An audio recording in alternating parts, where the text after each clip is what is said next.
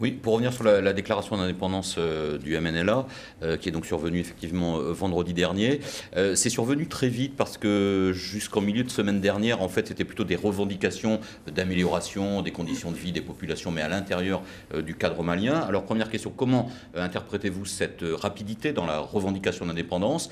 Et est-ce que le fait que la communauté internationale est assez ferme sur un refus d'indépendance tient au fait que finalement vous interprétez ça plutôt comme une démonstration de force en interne plutôt que comme une véritable volonté d'accéder à l'indépendance? C'est probablement, comme vous le dites, une volonté de démonstration de force. C'est aussi, pendant un temps, profiter de la faiblesse qui est intervenue après ce coup d'État. On a rarement vu quand même un coup d'État qui aboutit à un fiasco aussi rapidement, incapacité de maîtriser la situation dans le pays, et finalement une force militaire qui fait tout de suite appel aux pays voisins. Alors, heureusement, je crois qu'il y a une bonne compréhension maintenant dans Bamako, en tout cas, de l'idée de laisser venir les pays de la région, de travailler avec eux et de repartir, c'était la première demande que nous formulions, vers un ordre constitutionnel.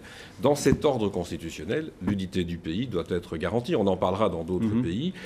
Nous voulons toujours garantir l'intégrité territoriale. Ce n'est qu'après une procédure constitutionnelle, des élections libres, qu'on peut imaginer alors des débats sur l'organisation interne d'un État, mais pas par la prise, par la force. Qu'est-ce qui reste à négocier éventuellement? Une autonomie de la région nord On peut toujours imaginer des formules d'autonomie, mais pas par la force. C'est donc la première des choses à faire maintenant, c'est de réinstaller un pouvoir à Bamako et d'aider probablement les pays de la région, de l'Afrique de l'Ouest, à venir contrer ce qui se passe dans le nord. Le problème, c'est que si négociation il y a dans un second temps, une fois que le pouvoir sera rendu aux civils, il négocie avec qui? Avec les Touaregs? Il négocie avec les milices d'Al-Qaïda? Je crois qu'il faut d'abord tenter de rétablir le calme dans l'ensemble du pays, certainement éviter qu'il y ait une propagation vers le sud. Mais je le répète, ce qui se passe pour l'instant, c'est remettre en place un véritable pouvoir à Bamako.